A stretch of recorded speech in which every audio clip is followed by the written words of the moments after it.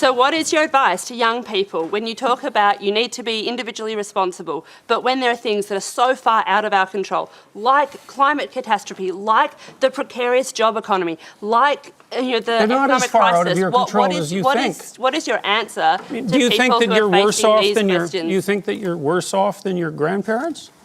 I think there are different challenges. Do you think you're worse off than your grandparents? The argument, I think, is that individual responsibility does not change the climate, does not fix the problem that needs global collective responsibility. So I think that's the core of the question. Do you have a theory about that? Well, fundamentally, I'm a psychologist, and my experience has been that people can do a tremendous amount of good for themselves and for the people who are immediately around them by looking to their own inadequacies and their own flaws and the things that they're not doing in their lives and starting to build themselves up as more powerful individuals. And if they're capable of doing that, then they're capable of expanding their career. And if they're capable of expanding their career and their competence, then they're capable of taking their place in the community as effective leaders. And then they're capable of making wise decisions instead of unwise decisions when it comes to making collective political decisions. I'm not suggesting in the least, and have never suggested, that there's no domain for social action. I'm suggesting that people who don't have their own houses in order should be very careful before they go about reorganizing the world, which happens in many ways. So, can I if a young person believes that the climate, the global warming problem on the climate is something that needs to be tackled quickly, and they can't wait until they grow up and become prime ministers to do it, do you think collective responsibility overrides individual responsibility in a huge issue like that? No. Okay. I don't. Okay. I think generally people have things that are more within their personal purview that are more difficult to deal with and that they're avoiding, and that generally the way they avoid them is by adopting pseudo-moralistic stances on large-scale social issues so that they look good to their friends and their neighbors. That's what it looks like. A major difference between the right and the left concerns the way each seeks to improve society. Conservatives believe that the way to a better society is almost always through the moral improvement of the individual, by each person doing battle with his or her own weaknesses and flaws.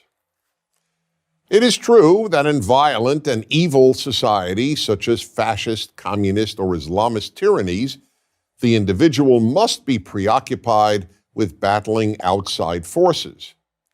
Almost everywhere else, though, certainly in a free and decent country such as America, the greatest battle of the individual must be with inner forces, that is, with his or her moral failings. The left, on the other hand, believes that the way to a better society is almost always through doing battle with society's moral failings. Thus, in America, the left concentrates its efforts on combating sexism, racism, intolerance, xenophobia, homophobia, Islamophobia, and the many other evils that the left believes permeate American society. One important consequence of this left-right distinction is that those on the left are far more preoccupied with politics than those on the right. Since the left is so much more interested in fixing society than in fixing the individual, politics inevitably becomes the vehicle for societal improvement.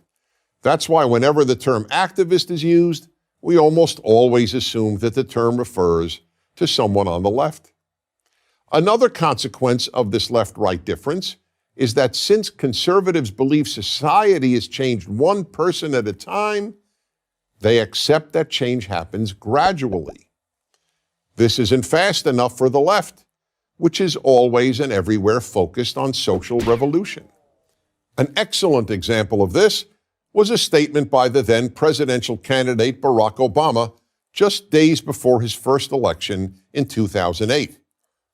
To a rapturous audience, he declared, "We are 5 days away from fundamentally transforming the United States of America." Conservatives not only have no interest in fundamentally transforming the United States of America, they are strongly opposed to doing so. Conservatives understand that fundamentally transforming any society that isn't fundamentally bad, not to mention transforming what is one of the most decent societies in history, can only make the society worse. Conservatives believe that America can be improved, but should not be transformed, let alone fundamentally transformed. The founders of the United States recognized that the transformation that every generation must work on is the moral transformation of each citizen. Thus, character development was at the core of both child rearing and of young people's education from elementary school through college. As John Adams, the second president, said, our Constitution was made only for a moral and religious people. It is wholly inadequate to the government of any other. And in the words of Benjamin Franklin, only a virtuous people are capable of freedom. Why is that? Because freedom requires self-control. The freer the society, the more self-control is necessary. If the majority of people don't control themselves, the state, meaning an ever more powerful government, will have to control them. From the founding of the United States until the 1960s, schools and parents concentrated on character education. But with the ascent of left-wing ideas, character education has all but disappeared from American schools. Instead, children are taught not to focus on their flaws, but on America's. Social issues have replaced character education. An example is a new K-12 science curriculum, the next generation of science standards, which will teach young Americans starting in kindergarten about global warming. And when they get to college, American young people will be taught about the need to fight economic inequality, white privilege, and the alleged rape culture on their campuses. Ironically, if there really is a rape culture that permeates American college campuses, the only reason would have to be that there was so little character education in our schools, or for that matter, at home. Fathers and religion, historically the two primary conveyors of self-control, are non-existent in the lives of millions of American children. We are now producing vast numbers of Americans who are passionate about fixing America while doing next to nothing about fixing their own character. The problem, however, is that you can't make society better unless you first make its people better. I'm Dennis Prager.